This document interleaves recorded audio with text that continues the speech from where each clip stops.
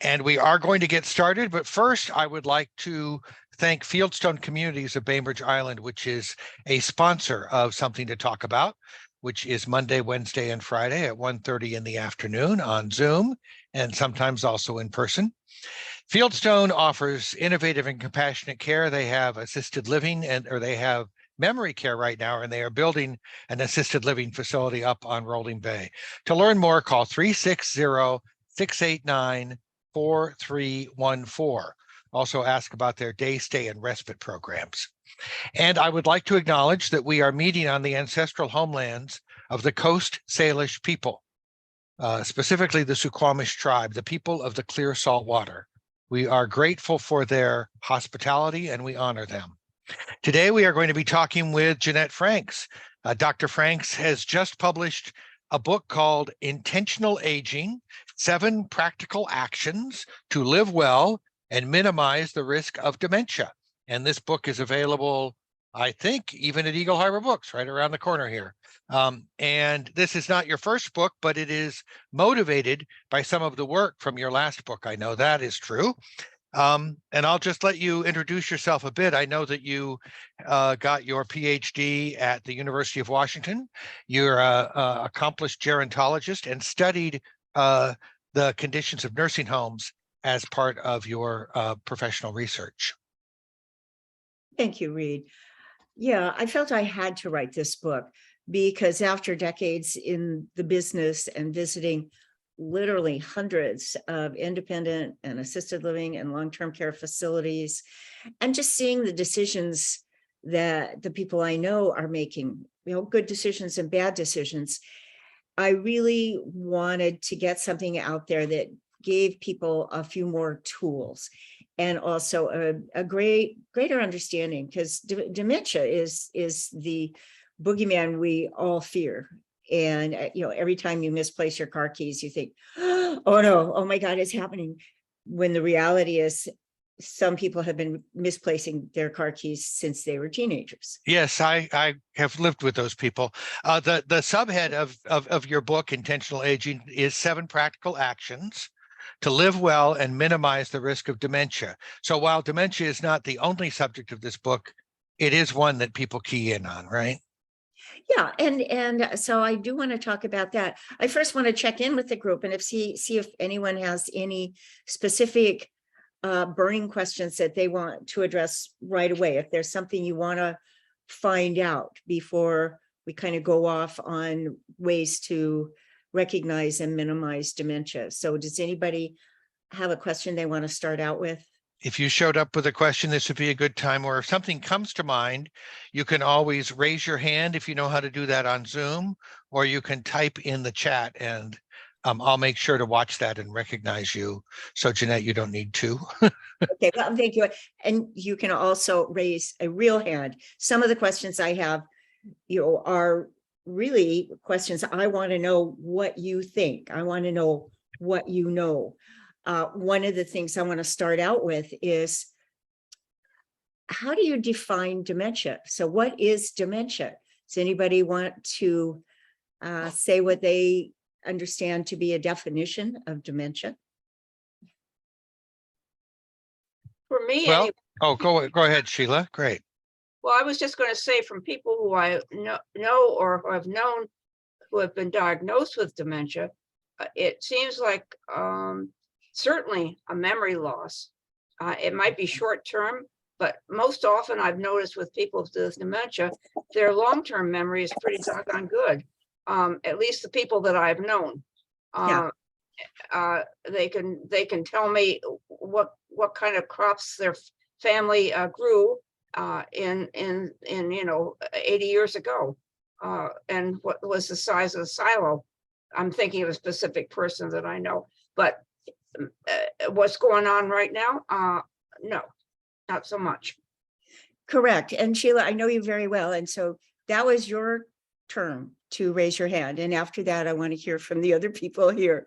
And dementia is an umbrella term for many different kinds of brain disease.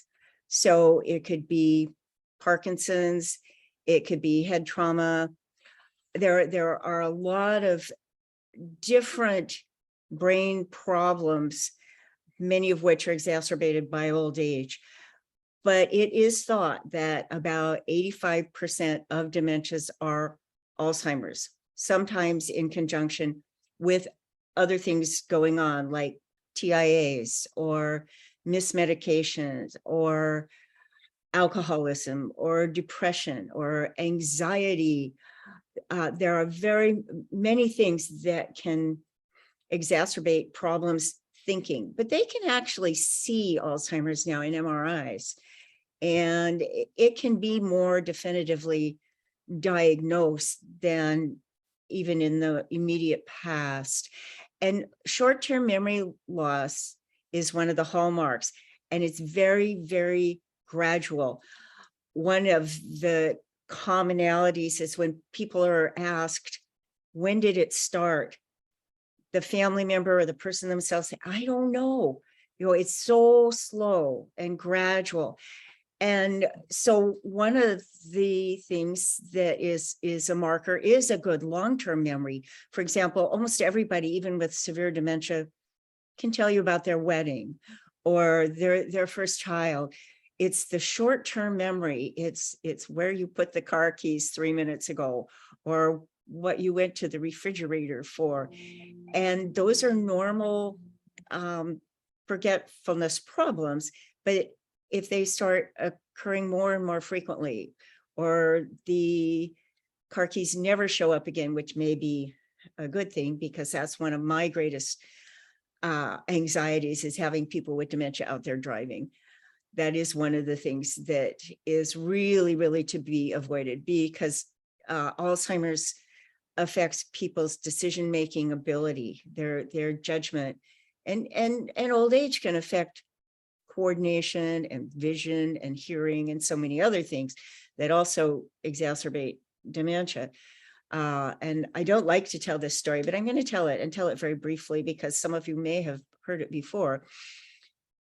But when I first moved 10 years ago to the condo where I am, one of our neighbors, who was in his 90s, backed over and killed one of our residents right in front of her grandchildren the week before Christmas.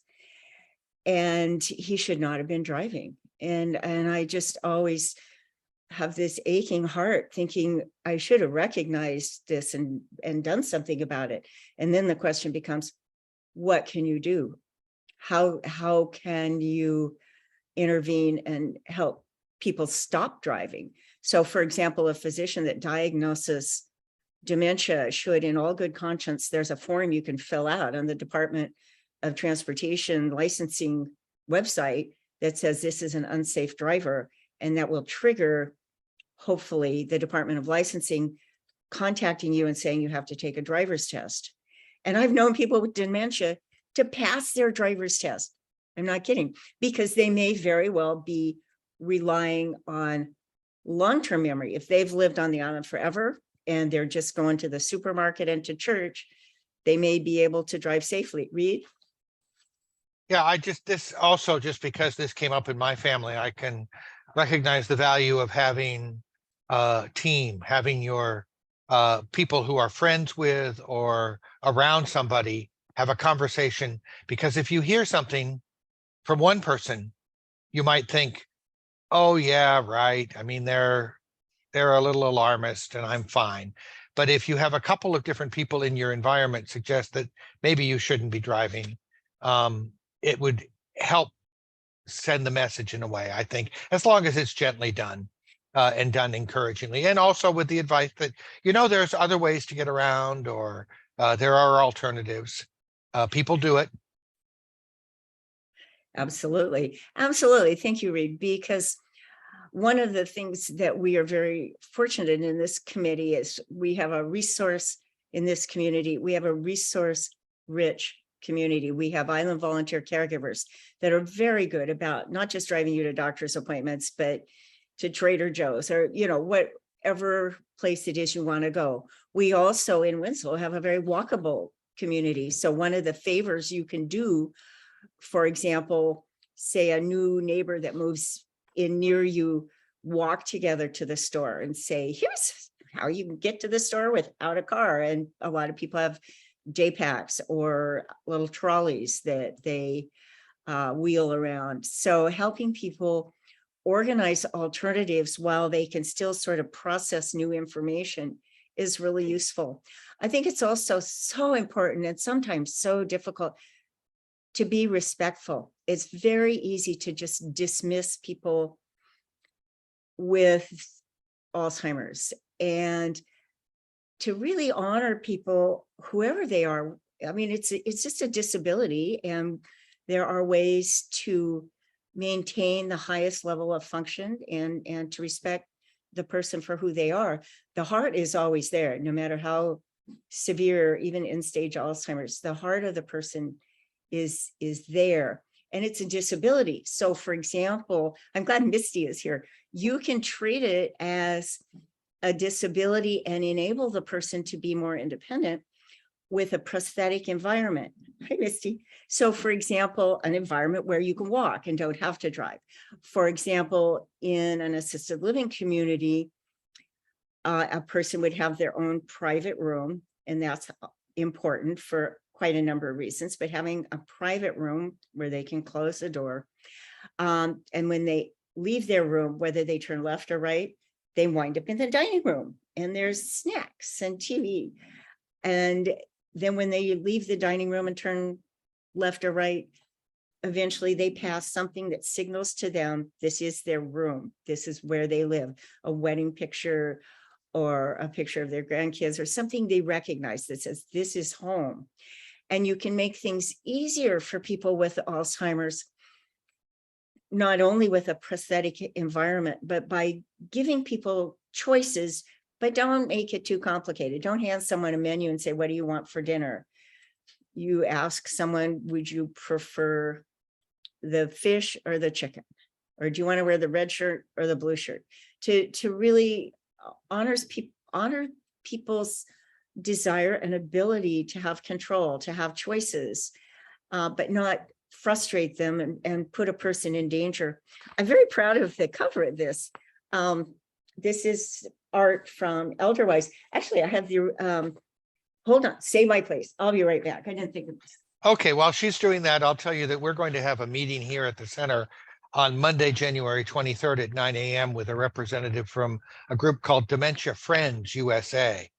And that meeting will offer advice. It's a couple hours, give you tips on how to be a good friend with someone living for dementia. That one will not be recorded. It's an in-person only event, but you can call the senior center and ask about the Dementia Friends meeting on Monday, January 23rd.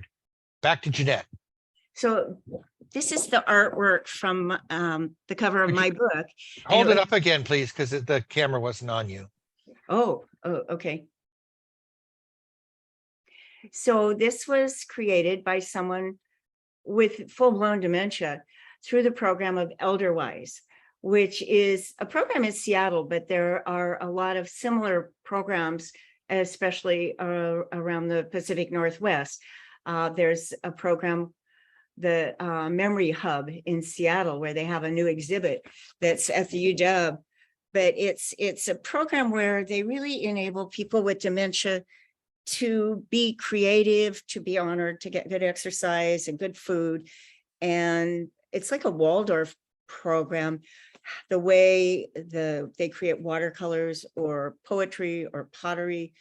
So there are ways to be respectful and enable the person to be the person who they are and to not disparage or put people down. I am going to say a word about Becca Levy's book. So can everybody see that too? Breaking the Age Code. So Becca Levy is this scholar. I've been following her work for decades. She did her PhD at Yale. She's got like an MD in epidemiology and a PhD in psychology, and she's just brilliant. And so she teaches and does research at Harvard now. And she has demonstrated in more than, I'm going to read this, 140 published articles over 30 years, and in a new book, Breaking the Age Code, that ageism results in more than hurt feelings or even discriminatory behavior. It affects physical and cognitive health and well-being in measurable ways and take years, as many as 7 years, off one's life. So when you have these negative perceptions and preconceptions and stereotypes about old people and aging, it affects your behavior. A lot of her original research was based on racism research, and they have documented there can be physiological changes, things like diabetes and depressions are exacerbated by racism. And the same thing applies to ageism, where you make these negative assumptions. And cultures such as Japan, where they have the longest lived population in the world, there is a higher regard, a greater respect for people who are old and have more roles in society for people to participate and be part of families and tradition and spiritual beliefs. So I just think that's brilliant. I mean, she has these questionnaires, like what words come to mind when you think of an old person, and people who put down like 4 or 5 positive words like wise, experienced, mentor, they live longer and perform better on memory tests than people who have negative stereotypes like senile or decrepit or demented. So it is a very interesting, it's not just a theory, because she's got good data. One of the things, though, that I have to say at the get-go, this is my Fauci imitation. We don't have enough data. So anything I say, we don't really know for sure what would cause and prevent Alzheimer's, absolutely. So we're still learning. There's still so much we don't know.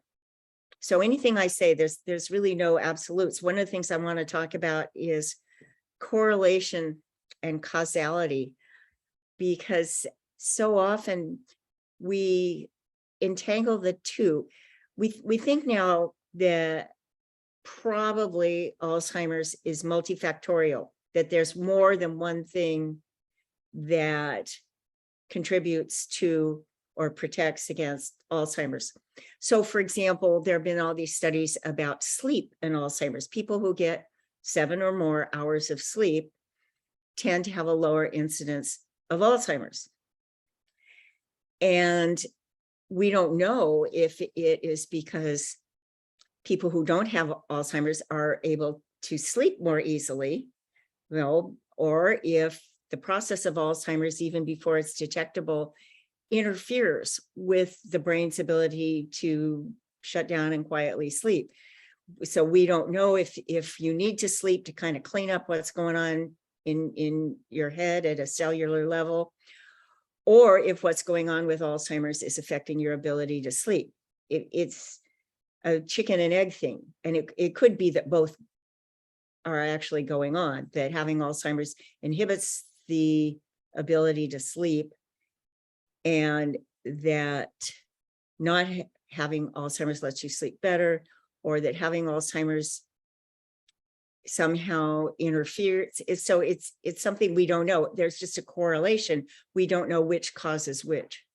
It's like an example my brother gave me, because he was having trouble understanding causality versus correlation. People who drive during the day with their headlights on have a lower number of accidents per miles driven.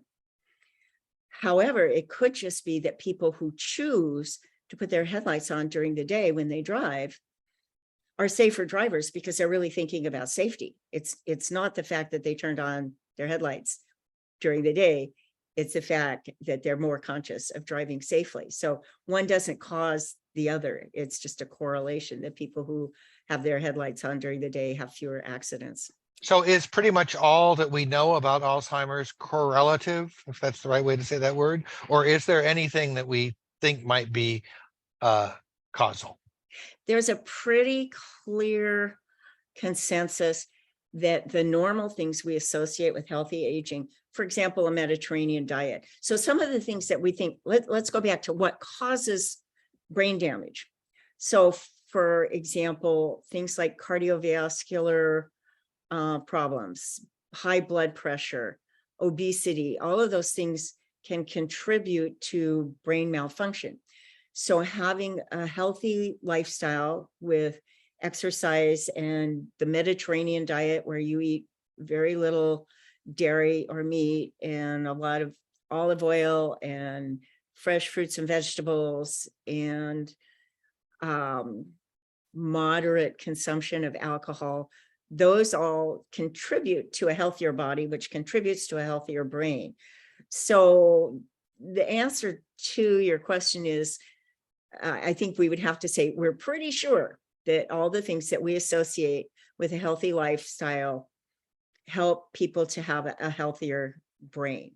So you mentioned diet, also probably exercise, and maybe an active social life, things that engage your brain and your personality in ways.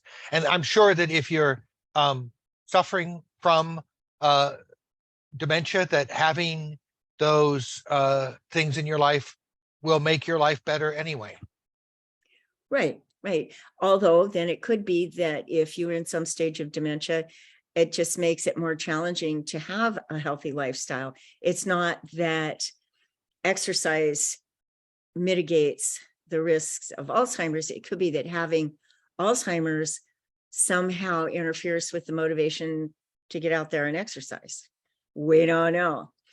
But I think it's always going to be good advice to have a healthy lifestyle. And it is challenging. I mean, it's really easy to say, oh, you need to get at least X number of steps in a day, or X number of cardio a day, or X number of strength training. And we're still finding out. I mean, there's a lot of evidence that even short bursts of exercise every day are beneficial. And then also it appears to be prophylactic, that having a really robust brain in the first place. For example, people who speak two languages, people who speak both English and Spanish have more neural pathways, so that when your brain starts breaking down, you still have enough synapses snapping that it may make people more resilient to be bilingual, or to play a musical instrument, or to be a mathematician, or to continue working and being engaged or learning new things may help you, because then you've got the habit of learning new information. So it's that kind of use it or lose it. Another thing I learned, and everybody's got stories about their mom or their dad that had Alzheimer's, but the things that you need to be able to do, like cooking or laundry or managing money or even arranging social get-togethers, you need to keep doing that. So often, like in a married couple, when the wife dies, she was the one who arranged all the social things, and this person becomes extremely isolated because they always had somebody else arranging things. Or the woman who had her husband always did all the driving, and then her husband dies and she has to learn this new skill at the age of 75. Whatever it is you need to do to maximize your preferences in the way you live, whether it's driving or using a credit card or organizing your house, you need to keep doing those things, because you've still got your long-term memory. If your long-term memory still works for managing money or managing your social interactions, that's really, really important to maintain those things and don't just delegate them to a family member. Do it yourself as long as you possibly can.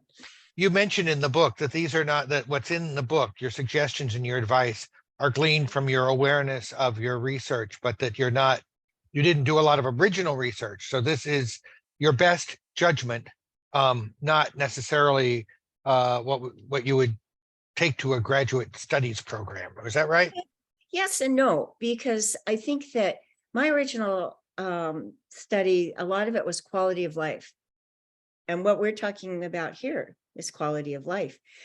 And one of the things I studied was quality of life and people in retirement communities, which I use that as a big bucket of assisted living, memory care, long-term care, independent retirement communities. But one of the predictors of people who perceived a high quality of life in that community was how they answered the question, who decided you were going to live here? Who decided?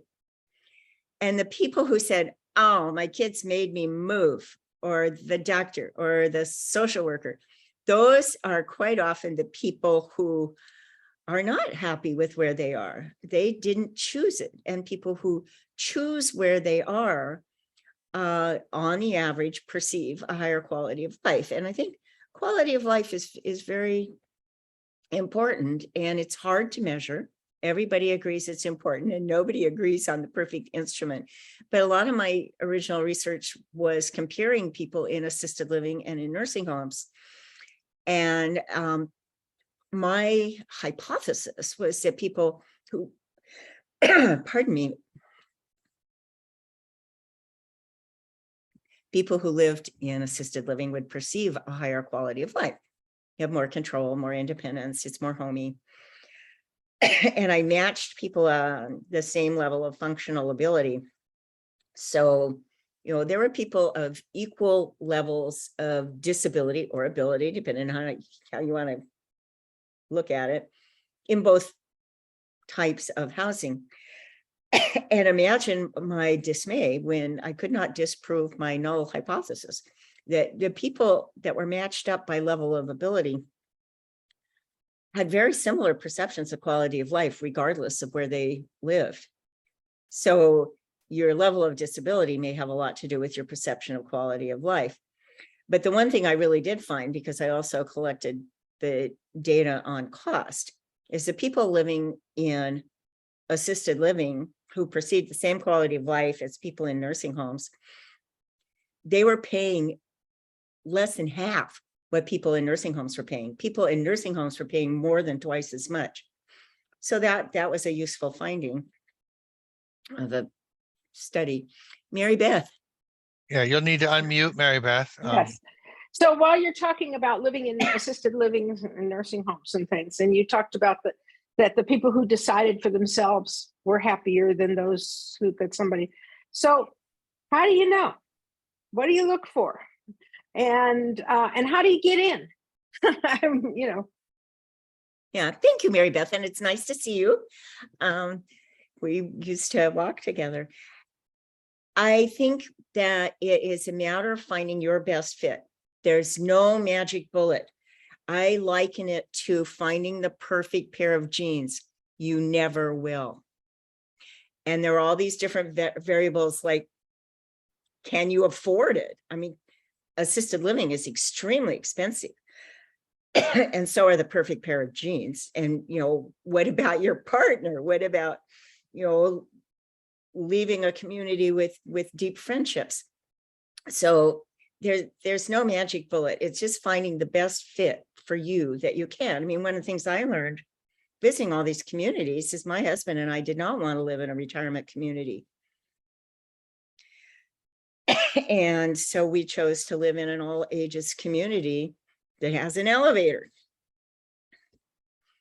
So that was helpful. But having enough money is a big part of it. If you don't have enough money in this country and you wind up really needing to be in a setting like a nursing home, you have to go on Medicaid, and they're going to pay for it, and they're going to control where you can be. So a lot of it is about the money. And then if you start to look at this, the challenge to us, I guess, is to act early, to start to think about things in advance. A section of your book talks about universal design, about the idea, and you just mentioned it a little bit, with the idea of moving in somewhere with an elevator, or in my case, choosing to live somewhere where you can do everything you need to do, all your activities of daily living, as they call it, on a single floor. thinking about that before it becomes something that you require, so that you can so-called age in place. And I guess you would age in place as long as that environment is not too restrictive or not too. Yeah, I'm sorry, I stepped on you, Reed, but I want to refer you to Misty, who is the independent living specialist at Housing Resources Bainbridge. I'm going to go get a cough drop. And Misty, would you please tell them about universal design? Yeah, so hi everyone. Basically, it again ties into independent needs, right? So if somebody's living on a single level home, obviously they are more, they have more, I can't even find my words today, so sorry. They just have more ability to get around. If someone is living in a 2-story and they want to stay there, of course, there's going to be more challenges. So what I do at Housing Resources is my first thing is I like to assess the situation in every home. Anyone that calls me, the first thing I want to do is ask if I can go see their home to provide them with some resources, but also to get an idea of the whole scope of things and what we're looking at. Because I can talk to people on the phone all day, but if I don't see their space, I'm not going to know how to really help them. So that's kind of where I start as far as universal design, and as far as, you know, where we're going to need grab bars or what might be needed in the bathroom, what might be needed in the bedroom, that sort of thing. I know many people that Misty has visited, and they've all been very high praise for her skills and for the differences that they that she helped them make in their home. So thank you, Misty, for what you do. I kind of put you on the spot right on there. But that's the kind of resource that it's key to identify, the idea that you have some support. And as you said, in this community, we do. But sometimes it's a little hard to figure out. And certainly it's hard to figure out when you're in crisis mode. Absolutely. And there will be crises. That's just normal life. One of the things I also emphasize in the book is documenting all your end of life choices, because often people will end up in a nursing home after a hospitalization for some catastrophe, stroke or heart attack, or, you know, and it could be Parkinson's, it could be so many things. And at some point in some people's lives, you need to say, I don't want anything more. And you only can make those decisions for yourself. So you have to document them very carefully while you are cognitively intact. I had Dorothy Foster, who is a revered lawyer here on the island, go over the chapter on legal issues, because it's very complicated. And in a way, it should be. You shouldn't just decide your future by caprice or have somebody else tell you. And there's no right or wrong. It's what you want, and you need to get it documented, and you need to have people who will stand up for you and be sure that your wishes are followed when you are in these catastrophes, because otherwise what is normal in this country is they'll tube you up and you'll be in some kind of long-term care setting. The other thing that's very challenging, and I don't know of any easy way to address this, is having home help, because it's really hard to find home help, whether you go through an agency or individuals. And those are the kinds of things, for example, just plain old housekeeping or get you in and out of bed and things like that. Island volunteer caregivers aren't going to do that. That's something where you want someone with a certain amount of skill helping you get dressed or bathe or toilet. Those things are pretty basic, and it's not like, I don't mean to sound condescending, but it ain't rocket science. But there aren't very No, but it is heart science. And so there is an aspect of compassion that you want in somebody who's doing that kind of work. Absolutely. And you want to pay them and respect them appropriately. And that doesn't always happen. I mean, in what I have seen in all my visits to so many long-term care facilities is people aren't sufficiently paid or respected. I mean, the guy that changes my oil has an easier time of it and probably makes more money. I don't know that for sure. But Ellen, please, what would you like to add? You have to unmute. This is out of the realm of what we're talking about right now, but my husband has Parkinson's and I have congestive heart failure and several other health issues. And I do the banking, I do everything, and more he's confused. So what I'm really concerned about is what's going to happen to him when I die, which I think I'm going to before he does. And are there legal resources? I mean, my cousin who's a banker told me we needed to set up a trust, but then somebody has to take care of that trust if I'm not there and take care of him, pay his bills. Where do I start? Well, I would start with a fiduciary. I mean, that's what I have because I am now a widow. And so this is a company in Seattle that Dorothy Foster referred me to, but they have my end of life preferences, my will, and then they would also have access, for example, to hire home helpers if I could not manage that sort of thing. And I do have a financial planner that basically came with my retirement system, which is great because having enough money for that is important. But if you have impaired judgment, you're not going to manage your money real well. You need somebody else. Can't do it now. Yeah, well, and you never know in this world. I picked 2 stocks, that I thought were doing really well. So I wanted to manage just this tiny little bit, just a tiny investment. And they've just both tanked like crazy. I mean, Etsy, Apple, come on. Anyway, that's beside They'll come back. That same thing happened to us. Well, So what is the name of this company? Most of the money is with a financial advisor that is paid through my retirement system, TIAA, which that is a really good deal. Yeah. But also the fiduciary doesn't cost me anything because he and his company will make a lot of money after I die. So how do you find such companies? well, I got a referral, and it's a very good question. I mean, you could look up all the fiduciaries that are in a certain area and interview them. And so I interviewed 3 different fiduciaries and chose this one company in Seattle called Ohana that Dorothy Foster recommended. And she recommended 2 others, so you kind of look at what your options are. But I think it is important not only to have a plan A and a plan B, but a plan C.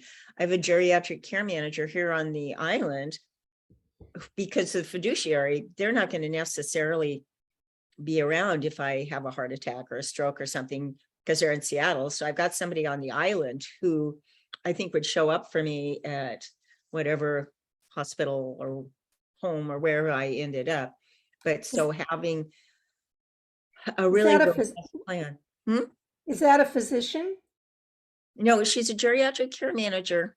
There are 2 or 3 people like that on the island. Again, these are the kinds of excellent questions to be asking. I don't want us to be necessarily recommending specific firms or people here, but it's the kind of research that I think I've never heard of such a. That's why it's valuable for us to talk about, Ellen, for sure. Yeah. Yeah, a geriatric care manager helps with evaluating sort of what kinds of resources you might need relative to what's available in the area. There are also, and this is the other part to be aware of. I don't mean to take this away from you, Jeannette, but there are firms that are paid by the as kind of placement services, and so they're going to get basically a bounty if you move into an assisted living or skilled nursing place that they're referring you to. So you kind of want to balance and ask the right questions about where are you getting paid? when you're talking to somebody. Yeah, and it is challenging because most people are doing this for a for-profit industry or self-employed. Although I remember a nonprofit assisted living community, and I said, what do you think of this agency that refers people to you? And he said, for us, it's great. We don't have a marketing budget. We don't have an advertising budget. So even though they get like half the first month's rent or some huge amount, which then they have a lot at stake to get you to move into a facility, nevertheless, he felt it was still an ethical thing to do. But you always got to ask what's in it for them. And think about family as well. Now, this is a mantra in schools of social work. All families are dysfunctional. All families are dysfunctional. It's just a case of how dysfunctional. So what's the degree and what are the coping mechanisms? Because if you leave everything up to family, that may be wonderful.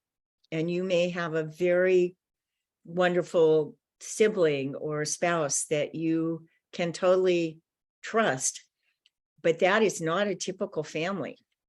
Just getting that out there, because there can be a lot of dissent and problems, especially around money issues. And Well, that's one good thing I'll sign off with. We don't have that problem because we have no family.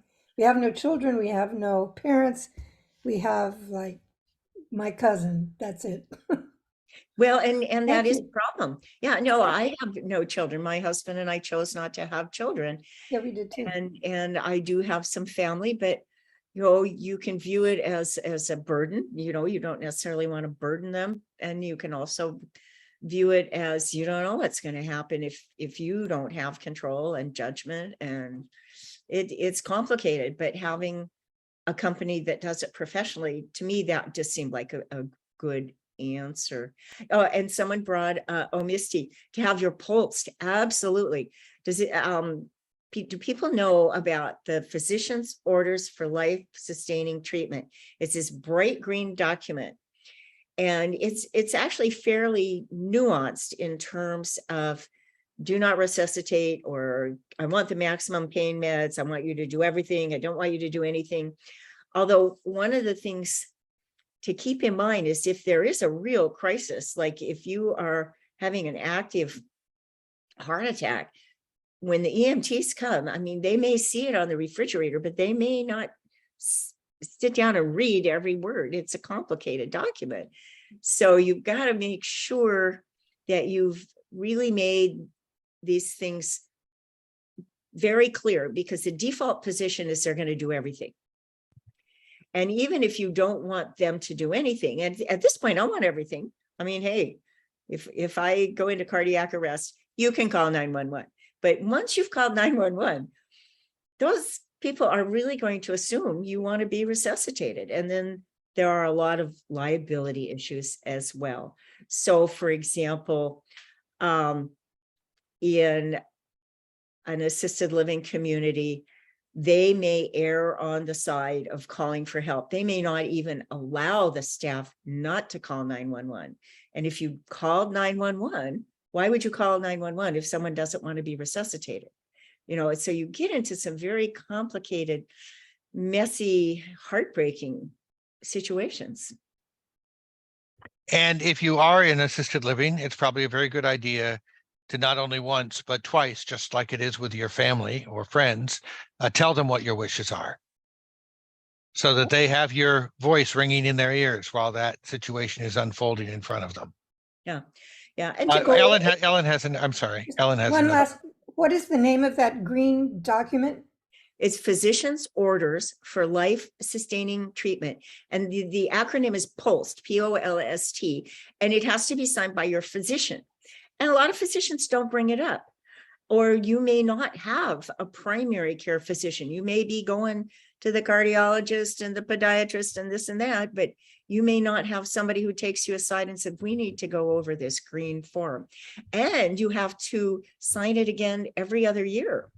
So you may have one that's on the fridge that's 3 years old, and they may say, oh, well, we don't know what she really wants, so let's go ahead and do everything. Well, we have this directive that's on file. But I've often wondered about that because it's at Virginia Mason in somebody's file. And that's really not going to speak to a acute situation at all. Well, they can look it up pretty fast. I was actually going over my medical really? records recently, and I dedicated this book to my primary care physician, Sundance Rogers, who's fabulous, because she saved my life. But what's important is to go over it every other year at least. And that's not the pulse. The pulse is the one that's in your home or tattooed on your chest, or you can get a small one to put in your wallet. I had a friend in a walking group who carried it in her coat, in her pocket. And she said, if I go into cardiac arrest on the trail when we're hiking, don't call 911. And here's the documentation. So she was adamant that when she was gonna go, she was gonna go. And she was in her 80s and a strong personality, and died surrounded by her friends and families as opposed to tubes and doctors and nurses. But it So ain't there's a, easy. I'm sorry, there's a note here from Jake about, or Ed, about a couple of acronyms.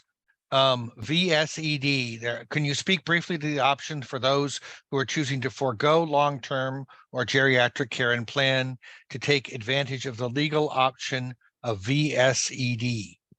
Thank you for asking about that, Reed. So that's a voluntary cessation of food and hydration.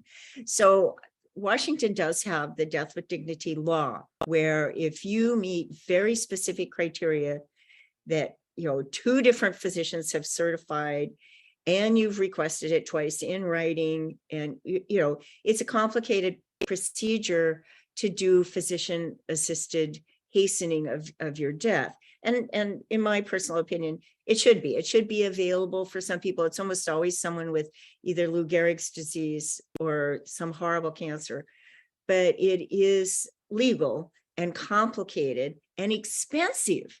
That's the other thing that's shocking to me. The medication alone is very expensive, and it's hard to access easily. Although we do have some very good people here in Kitsap County that are part of Washington End of Life Choices, and that's where you can get started with that kind of process, or go over the documentation, or go over the law. They also have a end of life wishes if I have dementia form, a legal form that they worked on for years to make it make sense. But you can voluntarily cease eating and drinking. And when you get to end of life, when your body starts to shut down, whether it's from dementia or so many other diseases. And do you have your hand up, Misty? I'll get back to you. Okay, never mind. It can be very difficult to keep going, and introducing artificial food and hydration, or even just coaxing someone, here, honey, take another spoonful of applesauce. Your body's shutting down, and it actually causes unnecessary pain and suffering to introduce food and hydration at the end of life. I was a hospice volunteer for over 10 years, and I often got assigned to people with dementia, and the aides who, in all good conscience, were kind and respectful and helpful, but they would always be coaxing people to eat. And unless you have orders that you don't have to feed me anymore, and you have to be on hospice for that if you're in an institution, because otherwise it wouldn't be legal. They would be cited by the authorities if someone continued to lose weight who was in a facility, unless they were on hospice. They almost are forced to feed you, so to speak. But so it is very important to document that and say that would be fine with me, or to say it's not. I mean, it is an individual choice, and I wouldn't want to make it for anyone else but myself, but I want people to follow my preferences. Absolutely. And so voluntary cessation of eating and drinking, VERSED, is legal, and the people that I've known who have taken that path, they and their families have been very calm and satisfied with that process. And the group that you mentioned, End of Life Washington, I believe they have a website, and there's a lot of information there, including information about some of these forms that you might want to fill out. And as I mentioned earlier, Dorothy Foster has done both programs for us after for your will and directives, and she's going to be coming up next month here with a presentation about advanced directives and what you can do on your own, and how to put work together in advance so that if you're going to involve a lawyer, you're spending the least amount of time with that lawyer and therefore saving yourself a little money that way. We're getting close to the end of time, so I want to make sure if there's somebody has a question that hasn't been answered, that you feel free to open up your microphone or raise your hand and be recognized. I just want to say that looking through this, the book has all kinds of parts in it. In other words, there's not any specific, there are a lot of little topics that have crossed your path that you get through as you go through it. So in addition to the dementia that we talked about earlier, or the idea of universal design, there's also some good suggestions here about what kinds of questions you might want to ask when you're thinking about where you're going to end up. And what end up means for all of us a little bit different. And Pam is asking if you have a website, and I know you do, and if you have other places you're planning to speak, and I know you do as well, because I see that there's somebody who wants you to speak locally. So I'm going to make sure that that connection happens as well. You want to say anything about that? Yeah, well, first of all, I want to say it's very generous of Dorothy to speak at the senior center. That's wonderful. She is a very skilled and respected lawyer, and expensive. So anything you can get from her for free is a really good deal. I mean, she was kind enough to review my chapter generously. I'm very impressed with her kindness and logic and experience and generosity. And yeah, I'm happy to speak, because I think these are things that are hard to talk about, and so therefore we don't often talk about them. So that's great. And yeah, the book covers a lot, but real concisely. And this is a distillation, not just of what I've learned, but what I've learned from talking to people like all of you, and getting to know what people in general know and what people in general don't know. It's always amazing how simple, basic tools like Ellen, I'm so glad you brought up the Post, because that's something that your doctor may not ever mention, or your lawyer may not ever mention, but it's so crucial. It's a really important piece of paper. So thank you. And I think that's as good a place to close as any. Reed, do you have anything you'd like to add? No, I'll just say it's Jeannette Franks, 2 N's, 2 T's, JeannetteFranks.org. And Yeah. thank you very much, Jeannette, for your time today. Thank you, Reed. Thank you for inviting me.